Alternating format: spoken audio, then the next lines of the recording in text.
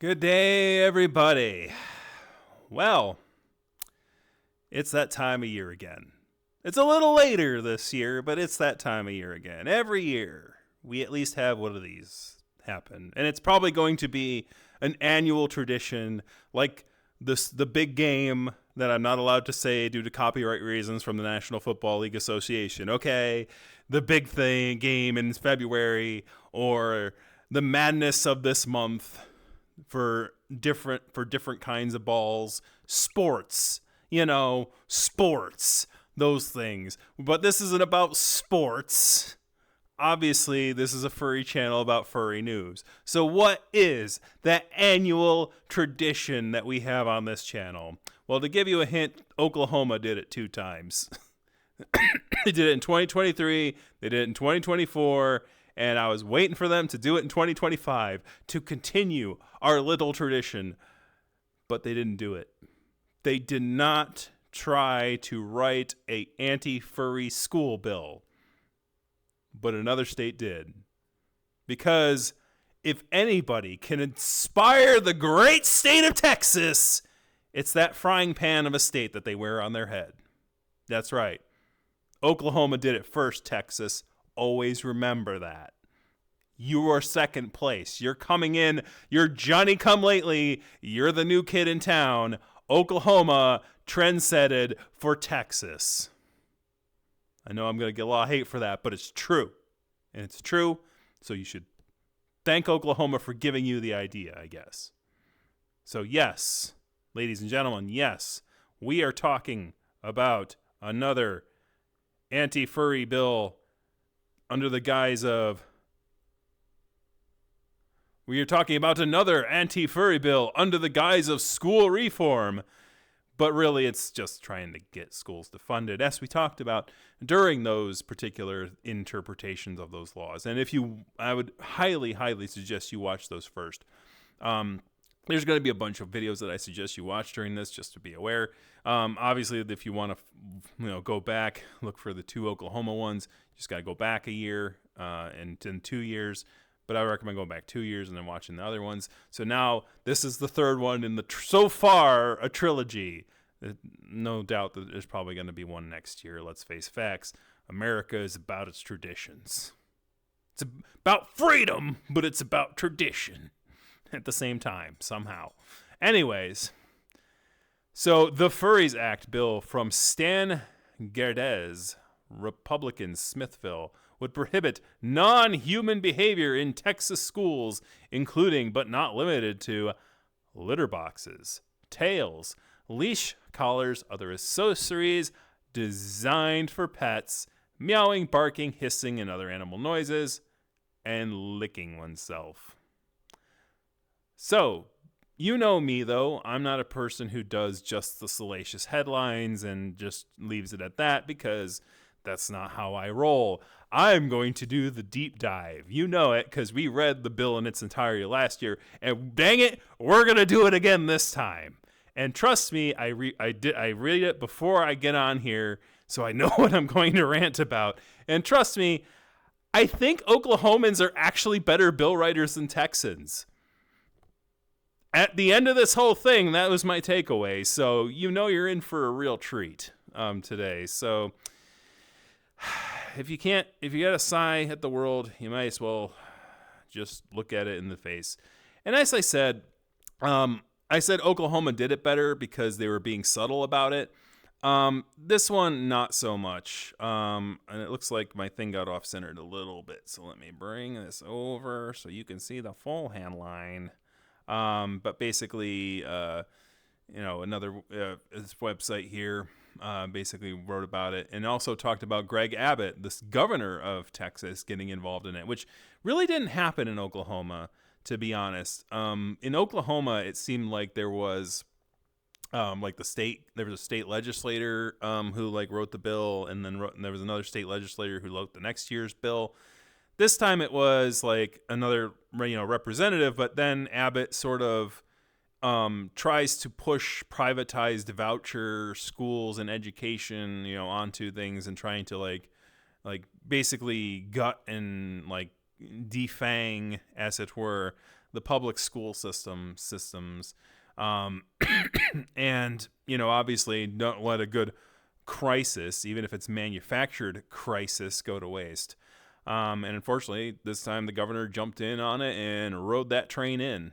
And Oklahoma at least had the decency not to try to give away the game. But then the governor's like, yeah, we're using this situation to get rid of schools. Yeah, and try to privatize it. Your kid will get the golden ticket to go to this privatized institution. Will your kid get the golden ticket? You remember Charlie and the Chocolate Factory, right? Anyway, but so it's a bit silly. So before we get into the reading of the law, because that's what you're all waiting for, I need to go over a little bit about law.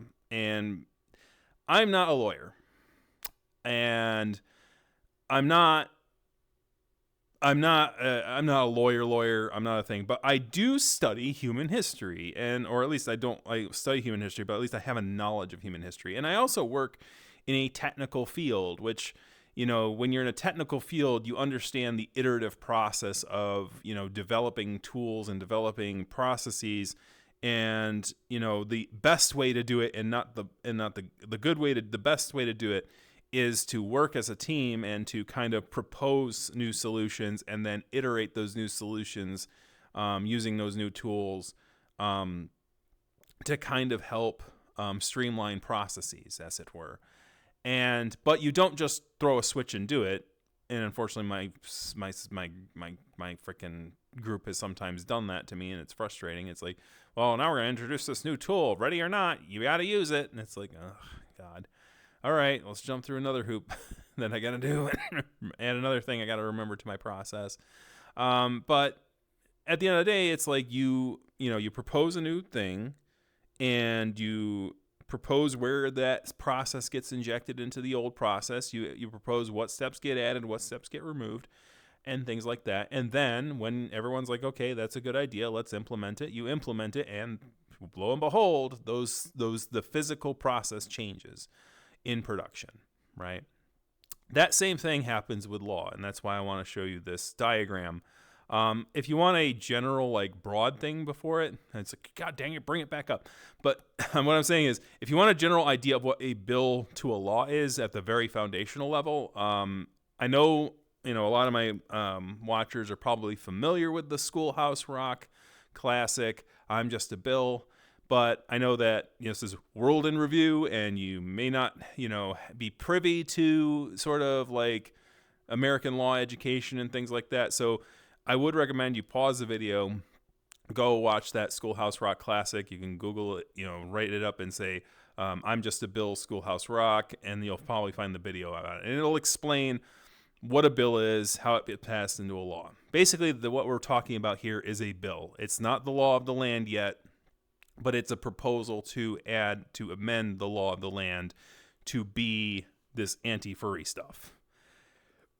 And basically but I'm going to get a little bit more technical here. Now that you've watched that video or are familiar with that video and the basics, we're going to get into a little bit of the granular here.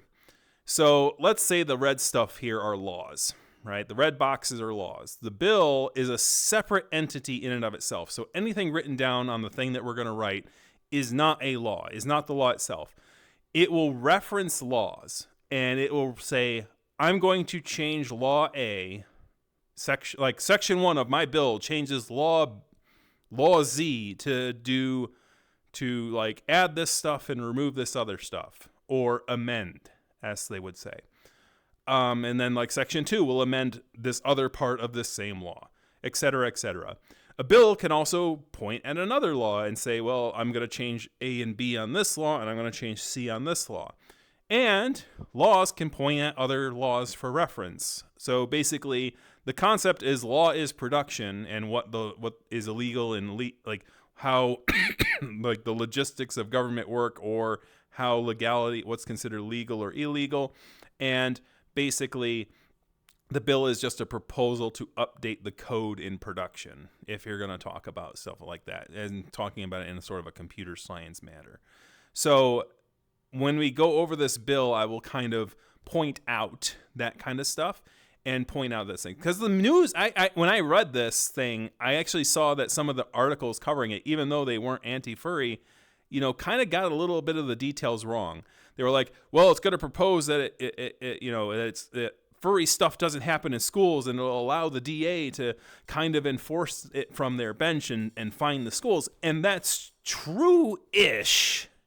The bill actually updates it to include the furry stuff, but that whole DA being able to fine the school thing is for everything, not just the furry stuff. So it's from what I can read, it's the DA. If like somebody says, "Oh, there was an actual like physical abuse that happened in the school," and then like the superintendent or something like that doesn't go through with it, like the district or the what's it called? The Justice Department, the Attorney General can get involved to make sure that that thing is followed through. Not just the furry stuff, but for everything. I think that's what that part of the amendment does.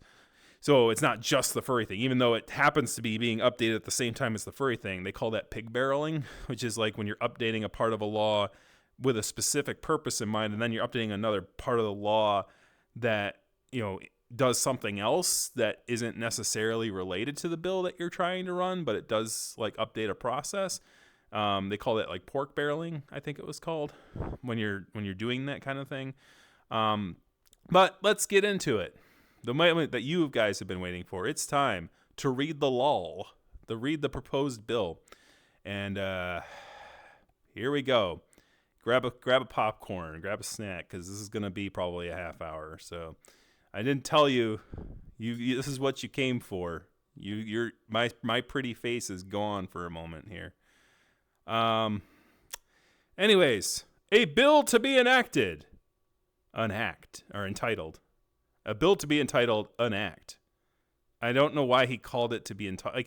I don't know why they call it to be entitled an act when he later calls it something else in Section 1, but, whatever. I don't know how Texas stuff works. Related to the display and allowance of non-human behaviors in Texas school, be it enacted by the legislature of the state of Texas. Section 1. So as I said, sections are this. And I'm going to go all the way to the bottom for a second. So the way you could tell that the bill is separate from a law is that it kind of goes over the logistics stuff. So the last section of this is Section 7, and it says, this act takes effect immediately if it receives 2/3 of all members elected to the House, as provided by Section 39, Article 3 of the Texas Constitution. If this act does not receive the votes necessary for immediate effect, this act takes effect on September 1, 2025. Now, I find it ironic here a little bit that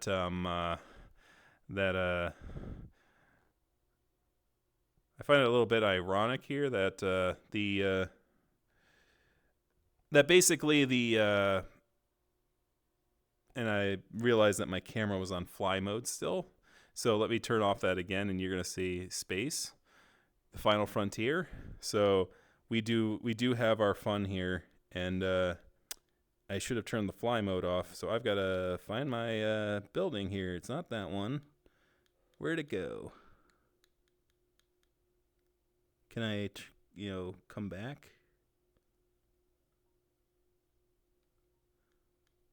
Come back. Come back. Oh, here we go. Okay, I went down. Aha, there I am. Woo, salacious. Yeah, this is fun already. All right, we're going to turn the flying off here. But anyways, I'm not cutting that because that was hilarious. So I was scrolling down with the wheel, and I left the flying mode on the camera on, so the camera went down into the depths of space. There's space below my feet. Did you know that? Apparently. That's the thing. There's also 2 other rooms to this place, and I didn't know that until like a month ago. I'm like, wait, I could go out the door, and there's actually other parts of this sim. That's weird. But anyways, back to the topic at hand, professional. That's what I am. So the interesting thing about Section 7 to me is like, it's kind of weird that he doesn't go, well, what if this fails the vote? Well, if it fails the vote, then I'm just going to throw this bill out and storm out like, they won't make me get angry at the furries.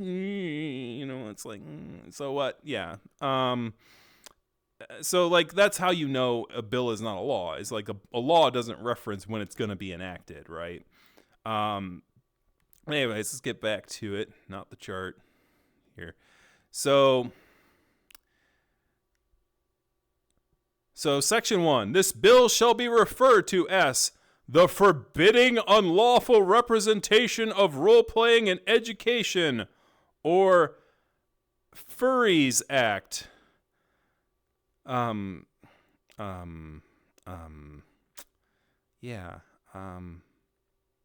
One second here. Where is the S in that acronym? You called it the FURRIES Act, which I think is clever, and role playing. It's like, oh, that's cool. Like you're using role playing. You're using a technical term, so at least you're in it with the kids. You're hip with the lingo a little bit. Okay, so they're getting a little smarter, I guess. But where's the S in that acronym? Like, you can't do that. You can't just do that. You can't call it the FURRIES Act and have it just have FURRE. I mean, where's the I even? In is not allowed. You can't do that. You broke the rules twice, and I just realized you broke the rules twice. And if anything, it's the FURRE Act, which, by the way, that would have been clever. Like, FURRE Act. I would have no problems with that. I would have no qualms. None at all. It's like FURRE Act. That's very clever acronyming. But instead, you went the full-on board with, furries. Like, aha, but there's no I, because you can't count in, because you didn't count of, and there's no S. It's like, maybe, just maybe, and this is going to be a common theme, maybe we shouldn't be defunding education if you can't remember which letters are in your acronym. I'm just saying, it's a thing, but that's the least of the problems with this law. So let's keep going. Section 2. So this is the furries, and this is what the act will be called, even though we didn't put that in the title. We called it an act instead of calling it furries. You call it the FURRIES Act, a bill to be entitled FURRIES Act. You put it in section, you just called it an act and then said, we're going to call it the FURRIES Act in section 1, which makes no sense. Just put the freaking thing in the header. Anyway, section 2, 31.007, Education Code is amending subsections A and B to read as follows. The Board of Trustees of an independent school district shall... So, before I go into all this, I must note that right now he's quoting law. And so, after the colon, he's quoting the law. So, if I scroll down, and I'm going to go over it, this is all quoted from the law. This right here, this crossout, and this underlined section 10 are the only things, and this section here is on that's underlined, that's been added. And so this goes into section 3. So that's it for section 2. So he starts basically copying the whole section in here and then basically doing that. So I could read this whole thing, but that's not really going to be prevalent to what's being changed. What this is this is just going to have the normal code, the standard normal code. This has nothing to do with furries. This is just the normal logistical code.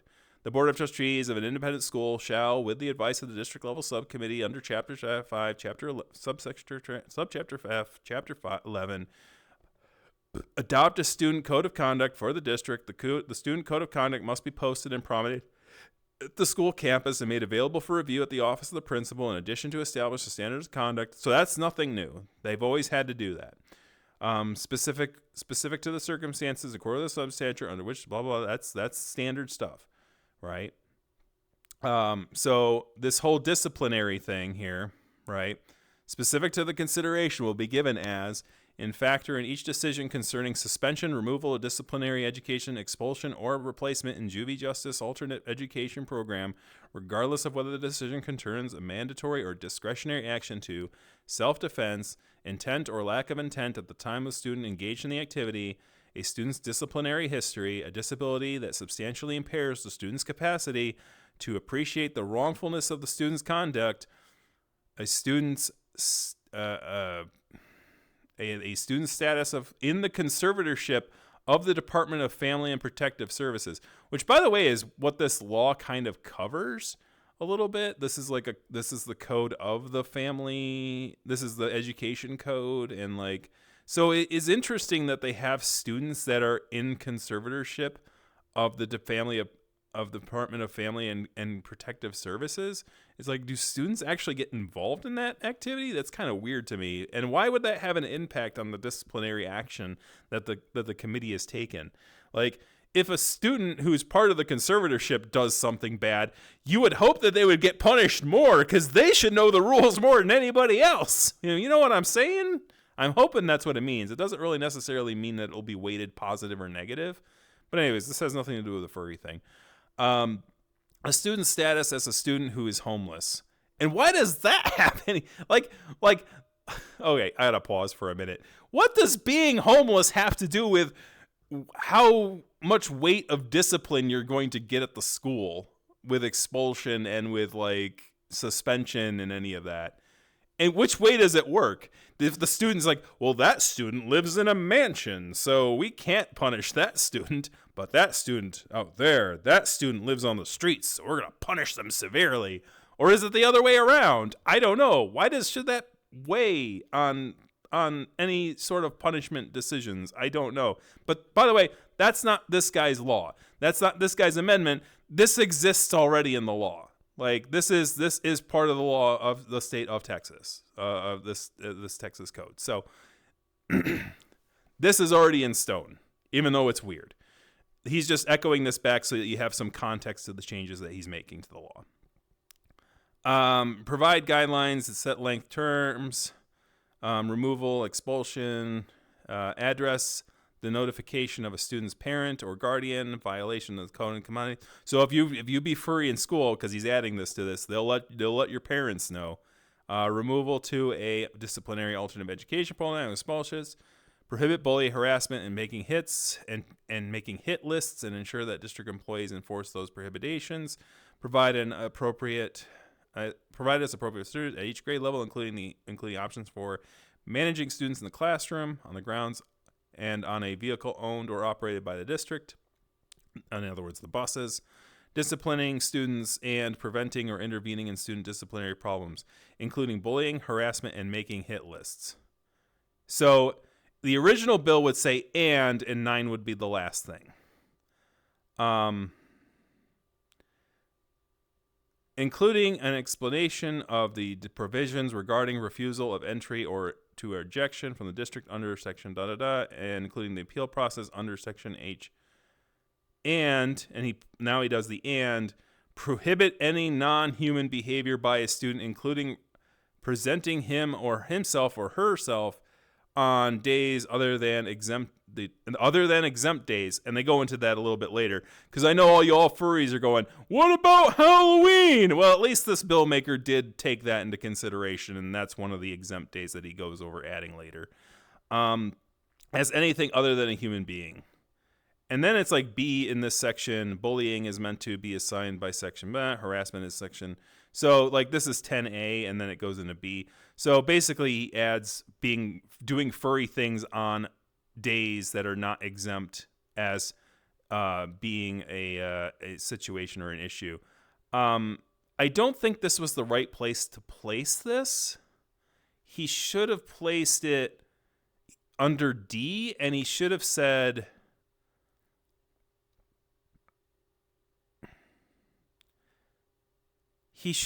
put it under like D and saying like the prohibition of non-human behaviors, because like 9 goes over like appeals processes, and basically it seems like a conclusionary statement. Appending this to the bottom doesn't really work in my mind. And this is not the only time he does this. And this is the second time I'm reading this, and now I realize it's like this doesn't seem to be the right place to put this amendment, because it's like they're talking about like the situations that they're providing,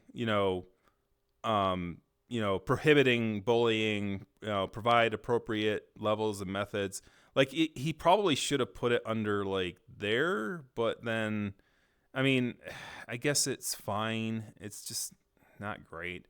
So in the section B, they just go over like the definitions of bullying, harassing, hit lists, what the hit list means, because they reference the hit list. Student who is homeless. Okay, I did ask about that earlier. So what does that mean? Has the meaning assigned to the term homeless children and youths.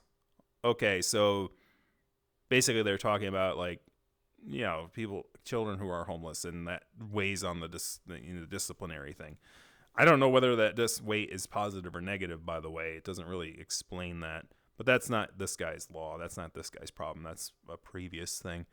So now he adds exempt days, which, by the way, this is the appropriate place to do this, and I absolutely have no qualms with what he puts here. Exempt day means Halloween, or a singular day within the calendar week of Halloween, as designated by the school district. So this says Halloween day, so you can dress up as an animal and act like an animal on Halloween.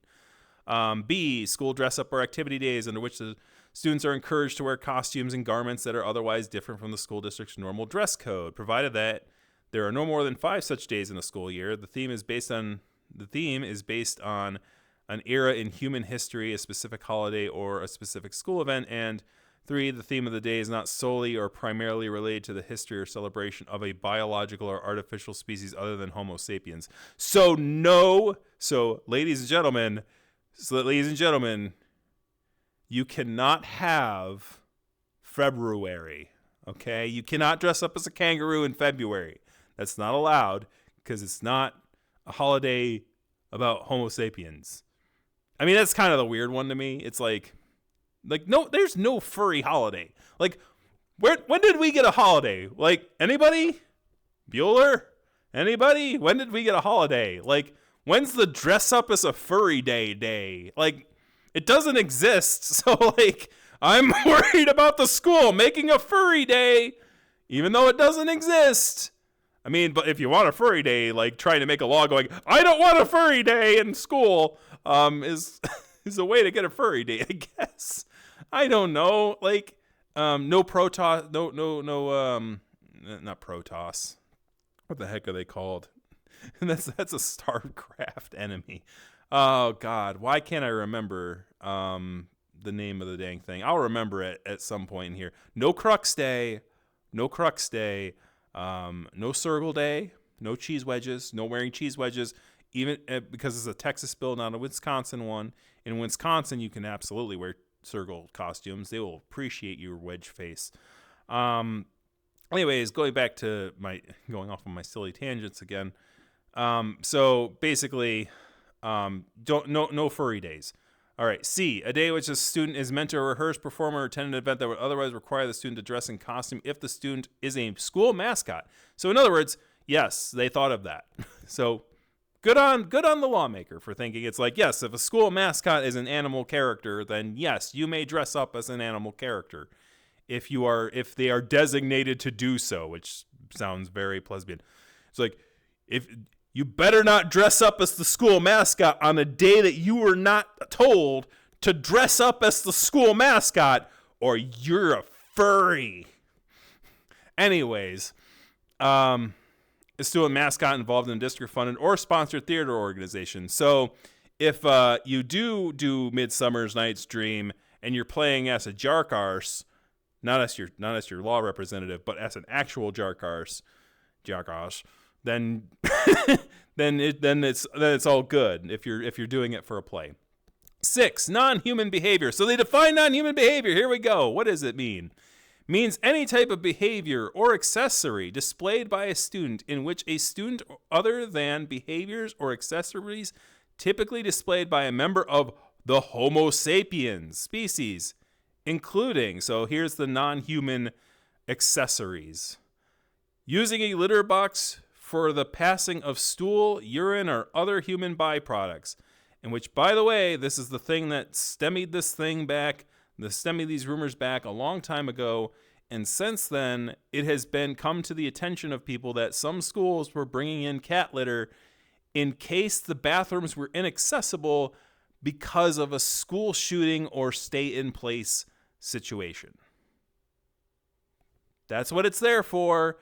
But now, if you're in that kind of a situation and the school happens to have cat litter on hand and you have to go, but you can't go because there's a school shooter out there or something, then I guess you can't do it because that's a non-human behavior. You can't lose your humanity even in the face of the biggest monstrous, inhumane situation you can possibly imagine. But anyways, let's get back onto this horse again. Sometimes the clicky thing doesn't work right. Come on, there it goes.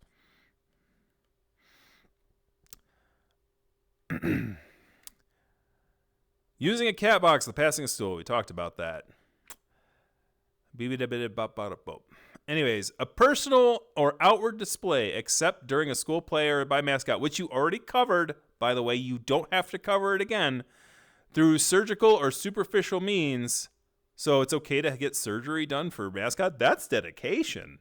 That's dedication right there. If you're getting surgery to get your to be the school mascot, man, that's some dedication. Man, you better be getting a scholarship for that. Through surgical or superficial means of features that are non-human, such as tails. Because, us Homo sapiens, we got rid of the ones with the tails. Leashes, collars, or other accessories designed for pets. Is what it is.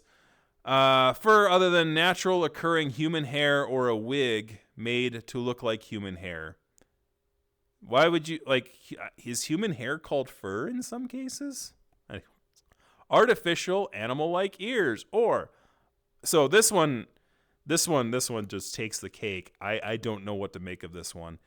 Other psychological features that have not historically been assigned to the Homo sapien species through a means of natural biological development. In the words of an old man confronting partying college kids in his house or in front of his house, what the hell is even that?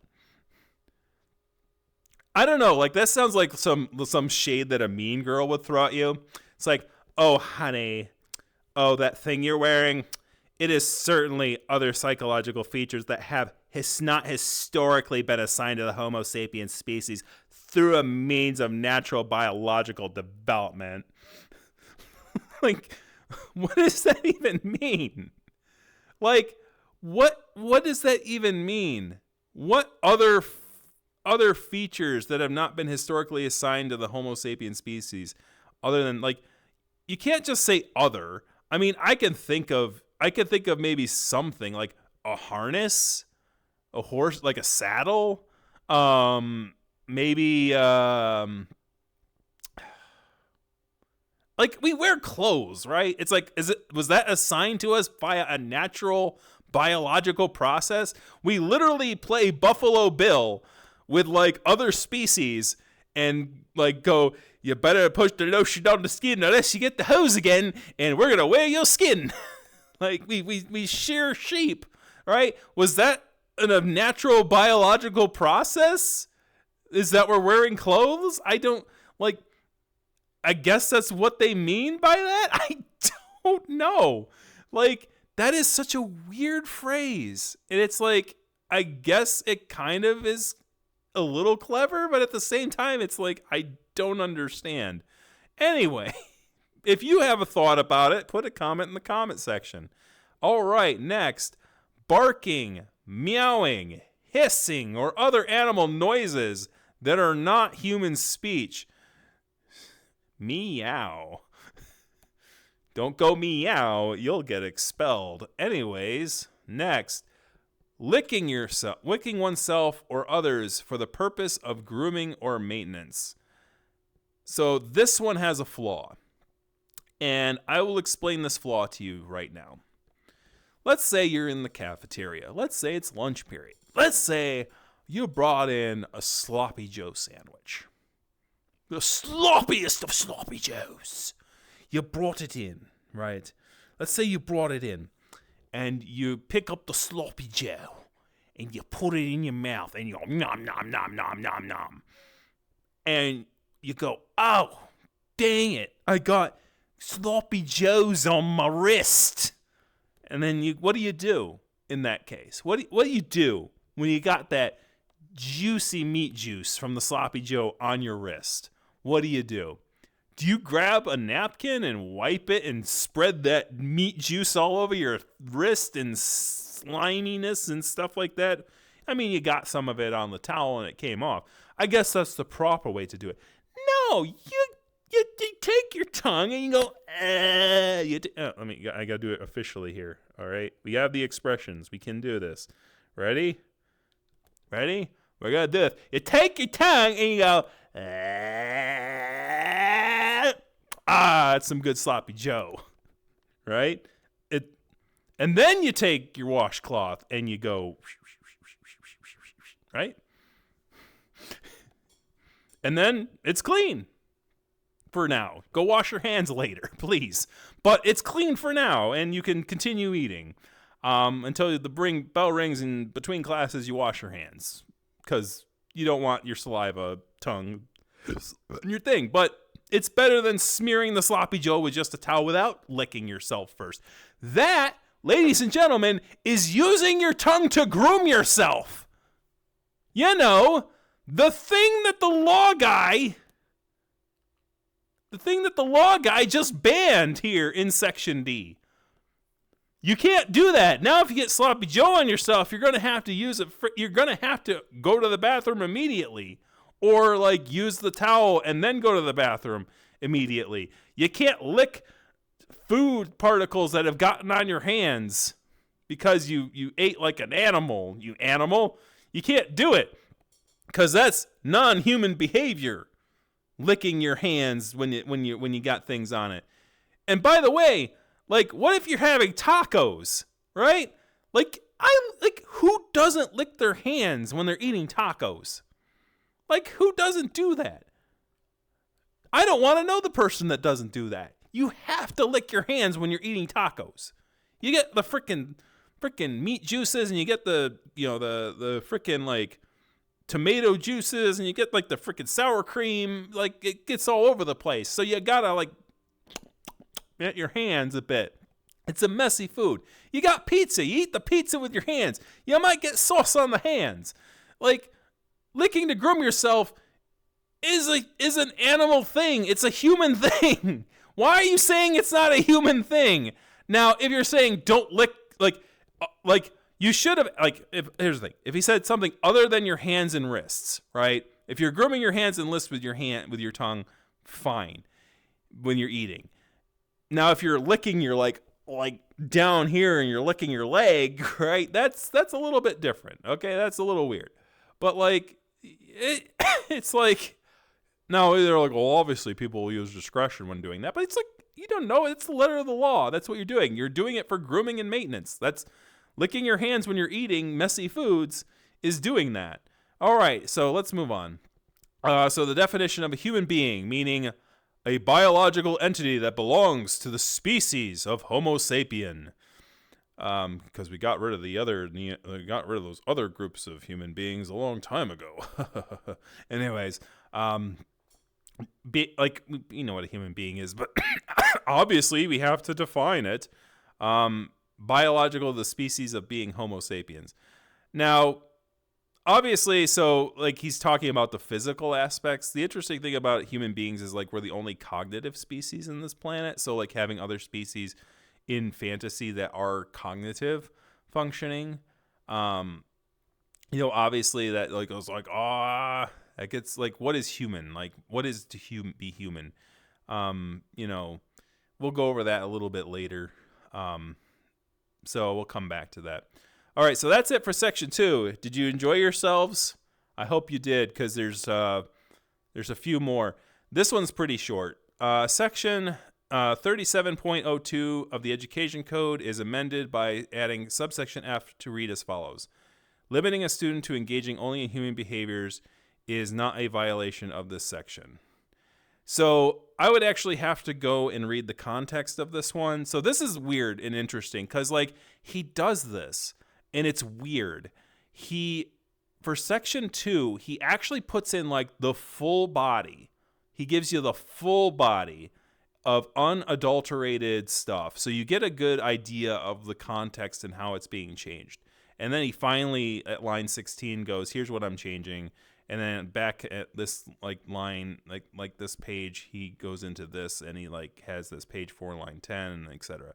So like that is a like that, you know, that's a good way to do it. That's fine. Like I'm not against that. It's like, you know, put in the law so they have good things. This one I have no context. Like he literally puts in, I'm going to add a subsection to this code, and it's going to be this. And I'm guessing it has to do with discrimination and things like that. Like if you do this about, like if you go after a student for this, and this, like it's a violation or discrimination. And so like this F is being added to this, saying like if a student is being told you can't do that furry stuff here or this non-human stuff here, like that's not quote unquote discrimination. That's what I'm guessing it is. But I haven't read that section, and it's not provided here. But that's short, and it's kind of, well, duh. If you're going to start enforcing rules against doing quote unquote furry stuff, I guess you would have to tell like the teachers, hey, like it's okay to discriminate here. Like it's okay, you can discriminate here. You can't tell them that this is not persecution or whatever. Like, so that makes sense to add a line like that there. Not two things. So section 4, subchapter Z, chapter 25 of the Education Code is amended to add the section 29.905 to read as follows. So once again, this is just unadulterated what he is going to add. And he's adding a whole frickin' section of 25.905. So here's what this section says. Prohibition of certain non-human activities and behaviors. A, exempt day and human being have definitions provided, and we already read those. But basically, this goes back to that diagram that I showed you earlier, where it's like laws pointing at other laws, going, "Hey, look at that one over there! Hey, look at that one over there!" Like this is an example of that red line that you saw earlier in my diagram of a law pointing at another law. But it just so happens in this amendment, in this bill, we read that part of the law that he's going to change, and then we're seeing what he's going to be pointing at with this thing, right? He's pointing out the definitions that he gave in that law, in this law. You know, this is why lawyers are necessary, because you got to jump around like a kangaroo, as it were. And that's why the kangaroo courts, man. You got to jump around. Exempt day and human beings have the definitions provided in that section. A student has an obligation to learn, grow, and advance as a human child. A student may not, during school hours, a planned district activity, or on school property. And this is where the defining of the disciplinary of the thing actually comes into play, which makes that earlier thing a little redundant, I guess. I don't know why it was added then, if this is where the disciplinary stuff comes into play and why the other thing doesn't point at that code to talk about that. But anyways, let's continue. A student has an obligation to learn, grow, and advance as a human child. A student may not, during school hours, blah, blah, blah. We already read that. Engage in any non-human behaviors as defined by Chapter 37.06 of the Education Code. Once again, something we already read. 2, present himself or herself on days other than exempt days as anything other than a human being.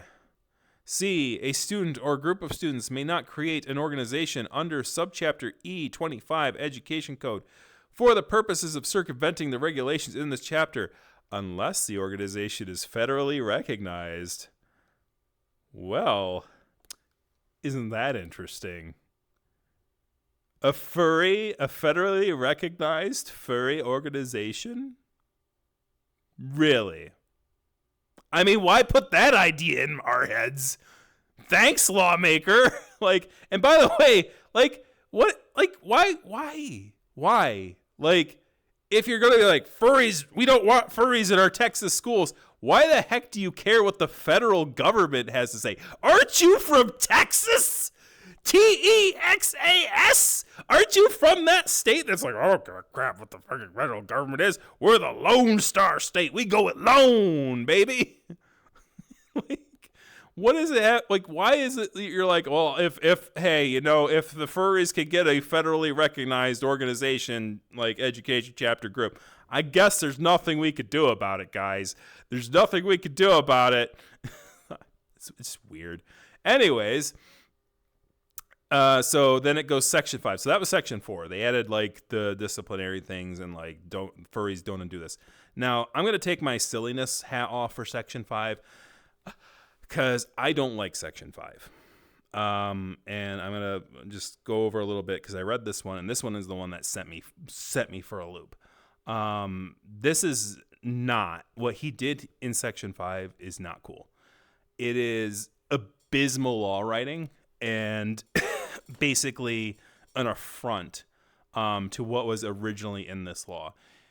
Like section 2, he puts in the whole section, so we have the whole context. And then we see the things he amended, and it's not much. He didn't amend much in this section. But how he amended it and where he amended it and basically everything about it is gross. So what I'm going to do is I'm going to read through that section without his addition. And then I'm going to go back and look what he added. And I'm going to say why it's bad, why it's not great. And there's no jokes here. This is going pure dry. Let's go. Section 5, subdivision 261.001. Family code is amended to read as followed. Abuse includes the following acts or omissions by a person. As I said, I'm not going to read his perversion here. I'm just going to read the law as it is. A, mental or emotional injury to a child that results in an observable and material impairment in the child's growth, development, or psychological functioning. I'm not reading your underlying bullshit right now. B, causing or permitting the child to be in a situation in which the child sustains a mental or emotional injury that results in the observable and mental material impairment in the child's growth, development, or psychological functioning. C, physical injury that results in substantial harm to the child or the genuine threat of substantial harm from physical injury to the child, including an injury that is at variance with the history or explanation, giving and excluding an accident or reasonable discipline by a parent, guardian, or managing or possessory conservator that does not expose the child to a substantial risk of harm. D, failure to make a reasonable effort to prevent an action of another person that results in the physical injury that results in substantial harm to the child. E, sexual conduct harmful to a child's mental, emotional, or psychological welfare, including conduct that constitutes the offense of continuous sexual abuse of a young child or disabled individual under Section 21.02 Penal Code, indecency with a child under Section 21.11 Penal Code, sexual assault under Section 22.011 Penal Code, or aggravated sexual assault under Section 22.021 Penal Code. F, failure to make a reasonable effort to prevent sexual harm or misconduct to a child. G, compelling or encouraging the child to engage in sexual conduct as defined by Section 43.01 Penal Code, including compelling or encouraging the child in a manner that constitutes an offense of trafficking of persons under Section 20A.02A7 or 8 Penal Code, solicitation or prostitutions under Section 43.021 Penal Code, or compelling prostitution under 43.05A2 Penal Code. H, sorry, it's jumping around a bit. Causing, permitting, encouraging, engaging in, or allowing the photographing, filming, or depicting of the child if the person knew or should have known that the resulting film or depiction of a child is obscene as defined by 43.21 Penal Code or pornographic. I, the current use by a person of a controlled substance as defined by Chapter 481 Health Code and Safety Code in a manner or to the extent that the use of results in physical, mental, or emotional injury to a child. J, causing, expressly permitting, or encouraging a child to use a controlled substance as defined by Chapter 481 Health and Safety Code. K, causing, permitting, encouraging, engaging in, or allowing a sexual performance by a child as defined by section 43.25 Penal Code. L, knowing, causing, permitting, encouraging in, or allowing a child to be trafficked in a manner punishable as an offense under section 20A, 02, A, 5, 7, A, or 8 Penal Code, or the failure to make a reasonable effort to prevent a child from being trafficked in a manner punishable as an offense under those statutes, or the last section that was added, M, forcing or coercing a child to enter marriage. And that's the end of section 5. Now let's go back. What did he add to all this? By the way, all of this,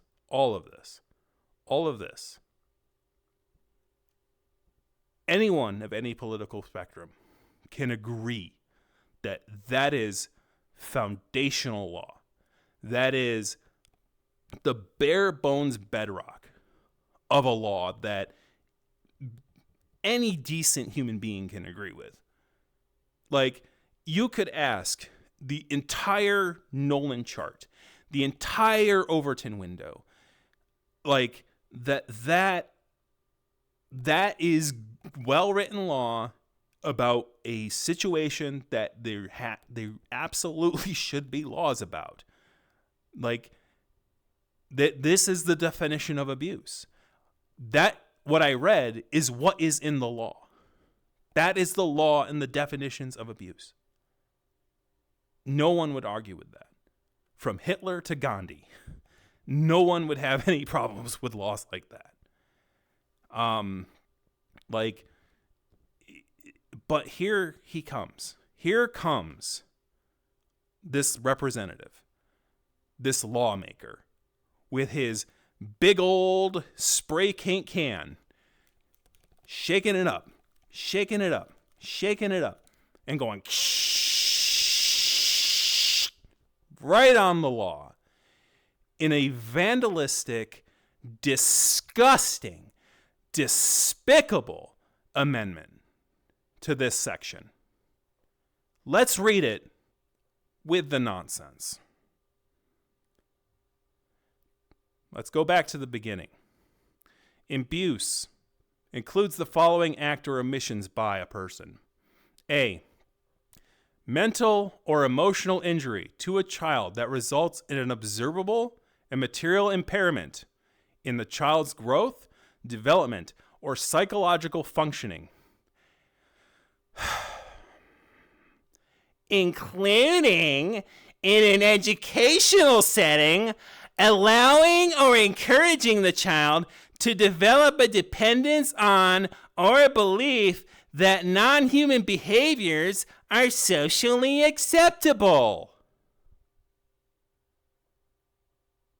What?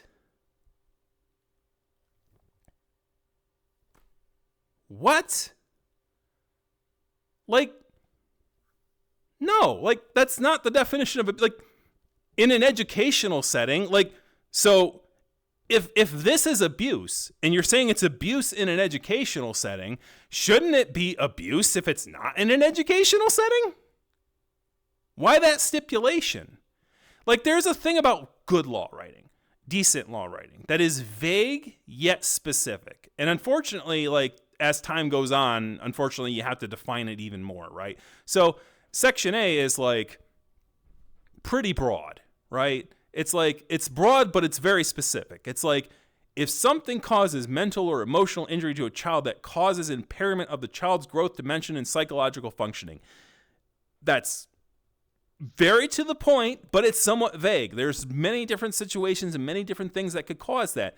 And as time goes on, they make amendments to this bill by adding a letter and adding that additional detail that is necessary because either somebody said, oh, this isn't really abuse, and then as society's like, well, we beg to differ. Particularly, let's go to the very last one, forcing or coercing a child to enter into marriage. Like, that's the last section. And the reason it's the last section is because in the history of this law, that was not considered abuse. You know, pushing your child to get married to another person was not considered abuse until Section M was introduced. So by the way, like if when the bill was first introduced, that might have been a controversial take, but over time it became less of one. So, but the person who made the amendment of Section M did it right. They did not go, when they added Section M, the guy who made Section M didn't go back up to Section A and go, mental or emotional injury to a child that results in an observable material impairment in the child's growth or development or psychological function, including forcing or coercing a child to enter into marriage. No, what they did was they went, M, here's another thing. So what the lawmaker should have done in this case, if they were writing it with a actual consideration of not perverting previous foundational bedrock parts of this law, instead of adding it to A, they could have put an N in here and then put in this thing. They could have put in an education setting, allowing or encouraging the child to develop a dependence on the belief that non-human behaviors are socially acceptable. Right? They could have added that in Section N, which does two things. Number one, it gets rid of redundant code, redundant wording. You don't have to use including up here. And number two, it leaves A alone. Because right now, people already know if a lawyer has this thing memorized, like if a lawyer who deals with this section of the law has this thing memorized, adding an appendix to a section that already exists, throws everything out of whack. So you can, if you're adding stuff, you should be making a new letter. Like every person, every human before you did, every human lawmaker did that before you. You talk about human cognitives and all this stuff, and you can't even follow the premise and the foundation and the meaning and how people wrote these damn things. You can't even do that right. You come in here like a damn animal and piss all over it. This is non-human behavior. You're doing it wrong. I'm sorry. This frustrates me.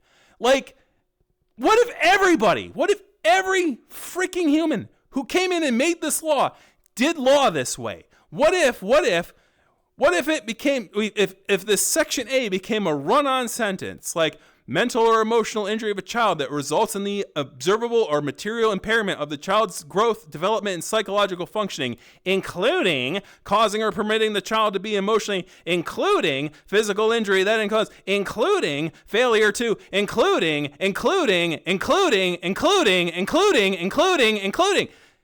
No, it would become a run-on sentence with commas and commas and commas and commas.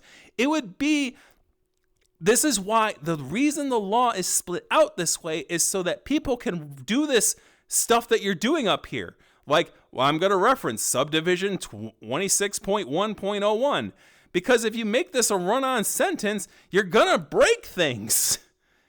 And you know why you did it? Because you're a dang animal. You're not a human being writing law. You're a dang animal who wants to have a legacy. Look, Mom, I changed Section A. My thing is so important, I'm going to append it to Section A. I'm not going to be like those dang lesbians and add a new letter and put my thing down there. No, I want to change the definition of abuse to be that furries exist. Oh boy. It's not funny. It's not a joke. This is the worst lawmaking and worst law writing I have seen. And I read those things in Oklahoma. Everything's bigger in Texas, including the inability to write law in the correct way. So please make a Section N, put your little fantasy or whatever shadow you're chasing, your little groundhog shadow you're chasing, put it in Section N. Leave Section A alone. Section A is perfectly fine. It's perfectly peachy. Adding this nonsense to it belittles the severity of the situation that is being described in the non-amended version of Section A. Period. Full stop. Disgusting. Should be a law, honestly. That lawmaker who does this gets suspended instantly and frickin' loses their ability to write laws. They can have somebody else do it. They can vote for laws, but you aren't touching the damn pen. Get that pen out of your hand. Disgusting. Anyways. And by the way, I note this here that, he does this thing, and this is a psychological thing, where in some cases he includes the whole section, and in some cases he just includes what he adds. And I think when he does it, it's when he likes how the law is written originally, and it's not logistical, because Section 6 goes into the whole, like, finding the schools thing, but he doesn't, like, provide context. And that's similar to Section 6, where he, like, does that, I'm adding a line to Section 3, but don't worry about what the rest of it says, right? Because probably the rest of Section 3 has things that the guy doesn't like, right? It has things about, if somebody's GLBT or, a minority, a person who's black or a person of color, like, you can't, discriminate against it. And he's like, well, I'm just going to say, like, if they're dealing with this furry stuff and non-human activities, like, I'm going to say that it's okay, and that this whole DEI thing up here in this section doesn't apply to it. So I think that he does this. But when he has a section that has the authority, that has the authoritas, right? Or like they have this kind of stuff, and that like he like agrees with, and he knows everyone can agree with, he includes the full section and then adds his things to it to give it that lendance of credence, right? That's what he does. That's his style. And the reason I say it's his style is because it's inconsistent, but it's consistent under that premise, right? And like, so it's consistent under that premise, right? So when he lists out all of Section 5, like he did with Section 2, he likes this law. He likes listing out this law, listing out all these things, because everybody can get behind law like this. And then he adds his appended thing, right? Like, there is no reason for him to go all the way to M, right? There's no reason for him to go all the way to the end. He only changed Section A, yet he lists all this stuff that is good law, and he throws his thing up here to go like, I'm changing this part because my idea is that important, that it's all the way up here under the alpha definition of abuse. The alpha. I'm not a beta or a zeta or a delta or a whatever espion or whatever the freaking Greek alphabet is. I don't know right now. Like, I'm not going to put my thing in number N, right? He could have, if he wanted to, and he wanted to be consistent with being brief, right? He could have said, I am adding Section N to the to this 21.161 to the code. I'm going to add N, and the N is going to say, in an education system allowing or encouraging the child to develop a dependence on the belief in non-human behaviors of societal that non-human behaviors are societally acceptable. And if he did that, by the way, I would have had less of a freaking rant here, because the irony here is he put this in here thinking that all the surrounding words would give gravitas and authority to this line that he inserted. But it did the exact opposite. It made it so that this section that he put in sticks out like a sore thumb, and you don't even need the underline. It's like, where the heck did this come from? It's like, this is clearly an add-on. This is clearly not, as he would say up in this other section, it is not a psychological feature that has historically been assigned to a Homo sapien through the means of a natural biological development. This is unnatural. This comma including in an educational setting is not a natural evolution of this law. This should be Section N if he wants to propose it. It probably will not pass because it's silly.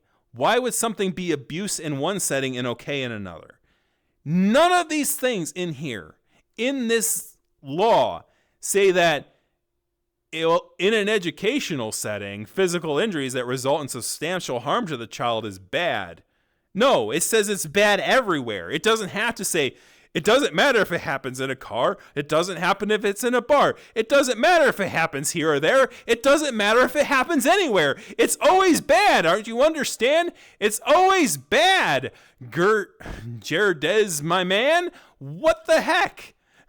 Like I say, all right, I'm getting back into this silliness a little bit, but still disgusting. All right, well, let's go to the last section here. Not as egregious, once again, out of context, there's no context here.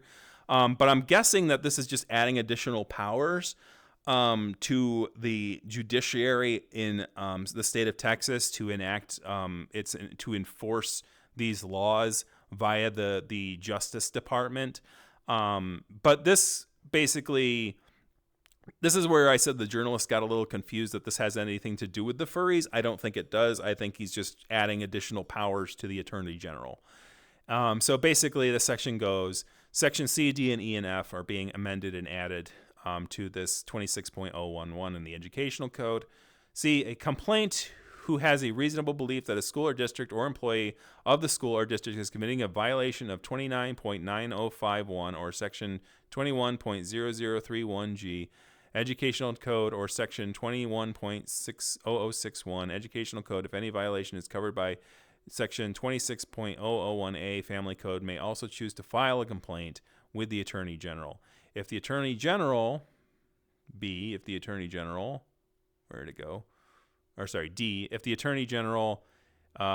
weird to start with C. This is where context would be nice, wouldn't it? But this is logistics and this is boring, so this isn't meat to throw to the grinder, so we're just going to put in what we're inserting instead of anything else. D, if the Attorney General determines that a school district or an employee of the district named in a complaint received under subsection C is a violation of this chapter, the Attorney General may file a petition for a writ of mandamus to compel the governmental entity to comply with this chapter. E, a mandamus action under subsection D must be filed in A, the county in which the school or district is primarily located in, or Travis County if the school or district is in an entity primarily operated by a statewide organization. F, if the attorney finds an educator, education administrator, school support staff, or a contractor who operates for the school district in a role similar to an educator, education administrator, or school staff is in violation of this, of that, and of all that, if the violation occurred under the section that, the Attorney General may levy a fine against the district not to exceed $10,000 for a first violation or $25,000 for any subsequent violations. And then, as we went over before, so Section 7 just goes over when this thing would be enacted. So whether or not the Attorney General has the powers that is in this law, but this doesn't cover just the furry stuff. This covers everything. So all that actual important stuff that, he perverted and came in like a dang animal and perverted. It's what he did in Section 5 is just disgusting. In general, and how he did it was obscene. It would have been, as I said, it would have been better if he had just frickin' put that in Section N and then didn't include all this other stuff to remind people how important this 261.001 law is, and then just pervert it. We were all having fun. I was all having fun until I read that section, and I'm like, this is gross. So that's that law. So this is the Furries Act. Even though some of it has nothing to do with the furries, some of it does have something to do with the furries, but he literally committed abuse to the definition of abuse, and by the definition of abuse by this law, in my opinion, because the law says if abuse is using mental or emotional things that impact the growth, development, or psychological functioning of something, right? Like adding this to this impacts the ability. It impacts the ability for this law to be taken seriously, which it should be. Like everything in here is things that were done properly. And it's sad that we have lawmakers that don't know how amending laws work. And by the way, I must note this. If a lefty did this kind of stuff to a police district or did provision, like there'd be the freaking police unions would be out in the streets. And obviously, like, there's probably no educational unions in Texas, but like this is clearly like a play to like find a way to find like hey, we're going to try to punish school districts and try to defund them so that we're not having to do that anymore. As I said before, this is the law as was, and if you watch the one that I did for Oklahoma, you'll see that one. Oh man, we've been going for an hour. This is probably the longest video I've done on this channel, beating out the 2 Griffin one from a while ago. But I think this one was important to go through in this much detail. And like, I hope you enjoyed yourselves, and I hope you enjoyed your popcorn. For the first bit anyway. Obviously the last section is pretty serious, and honestly it's like I don't think this bill is going to pass. Like the other ones, I don't believe the other ones passed. I don't think they did. But as we can see here, like this is plain as day a means under which to attack school districts under using furries as a boogeyman, or a boogie non-human activities man, in order to try to attack education in children, when we should absolutely not be attacking education for obvious reasons. And if you don't know those obvious reasons, then what have you been doing for the past 45 minutes as we walked through this law? Clearly, like, there's a reason that formatting exists. There's a reason that writing education and education exists.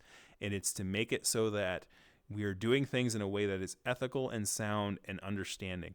Like, writing and amending laws in the way that this representative did is dog doo-doo on a plate. Ramsey would spit it out and take a bucket and spit it from his mouth. It is egregious. It defiles the person who wrote those original lines in that code. And the senator and the representative should be ashamed of themselves. Honestly, they should have a hard time looking at the mirror, because what they did was inhumane. It was non-human behavior. And it was just no. Anyways, thank you very much for watching. Kick a like, kick the subscribe button, and do all that algorithm nonsense. Hope you enjoyed this long one. And what'll it be like next year? Who knows? Hopefully they can at least do the formatting right next time. For once. Just for once. Can somebody who makes an anti-furry bill make it so that it looks clean, at least, that it doesn't look like dog doo-doo, like something that you would put in the kitty litter box, that you would pick out of the kitty litter box and throw out with your scoop. Like, can we just have that, please? Anyways, enjoy your health, and I hope you enjoyed this, and I hope that doesn't pass. I don't think it will. But stranger things have happened in the world.